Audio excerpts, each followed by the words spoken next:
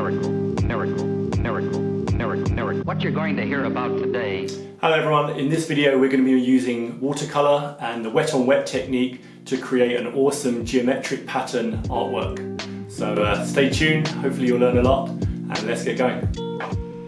So for this piece of artwork you're going to need some watercolour paper. I've got some Archer's 300 GSM cold press. You need some watercolour paints. I'm using Winsor & Newton pans. A round brush, size 8 to 14, not too small or it will take you too long to paint the shapes. Some masking tape. I'm using some magic tape by Scotch. 2 pots of water, one for washing your brush and one for adding water. Some tissue in case you add too much water onto your washes, and some scissors for cutting the tape. So the first thing you need to always do with the watercolour painting is fix your blank paper to the ground.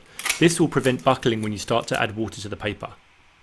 Next we can start masking off our shapes that we were going to paint later. For this video demonstration I've just masked off 3 shapes, but you can mask off as many as you want. We can then start adding water to our first shape.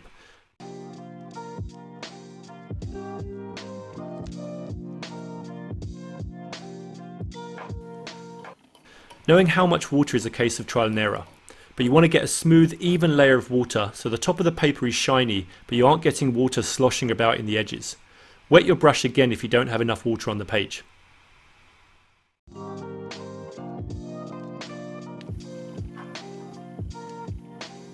For the first shape, I'm going to try and drop a few different colours in to see how the paint blooms and spreads across the water. Lightly touch your brush in random places and see how the paint spreads. When you're going to change colour, make sure you first clean your brush in the first pot of water, then add water from the second. If you follow this step throughout, your colours will remain pure and clean. I chose to drop in a diluted red, followed by quite a strong pink to see what the effect would be.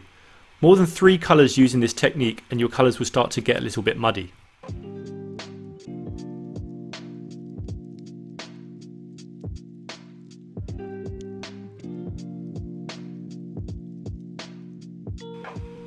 For the second shape, remember to clean your brush again. You should be using clean water when using the wet on wet technique. I'm going to use red and blue for the second shape and try to get a smooth gradient from one to the other by painting from opposite directions with each colour. Blending 2 colours like this could have lots of uses in your paintings. For example, if you're painting the sea and sand or the sky. These colours are quite pale and transparent as I've used lots of water to dilute them. If you want stronger, more vivid colours, use more pigment and less water. Where the 2 colours mix in the middle, be gentle as the water will help the colours to blend smoothly.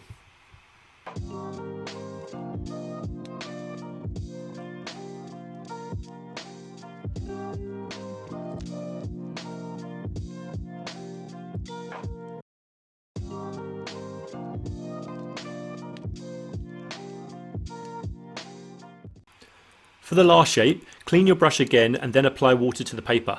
For this shape I've used too much water. Don't worry if you've done this, just take a bit of tissue and gently dab the water.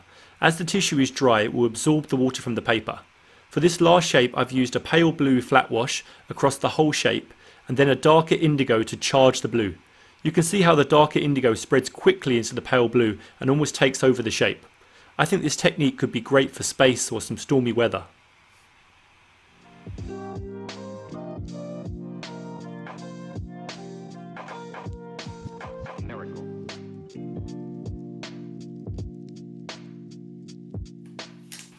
After you've finished painting all your shapes and experimenting with the different techniques, you need to wait for the painting to dry. Be careful not to touch the paint when it's wet, or you will start to change the colours and the shapes. Once the painting is dry, you can move to the most fun part, which is removing the magic tape. So the final step is up to you. I've done 3 here, 1, 2, 3. You can add some extra details. So for example on this one I've joined random lines to make some more weird geometric shapes. Or you can go around the outline of your shapes and then add a quote. So I found a quote here from the Dalai Lama and added that to it. Or you can just leave it like this. It's up to you. Just stay creative with it.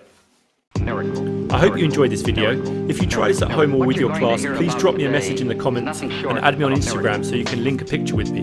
Hope to see you again for another art video, and stay creative.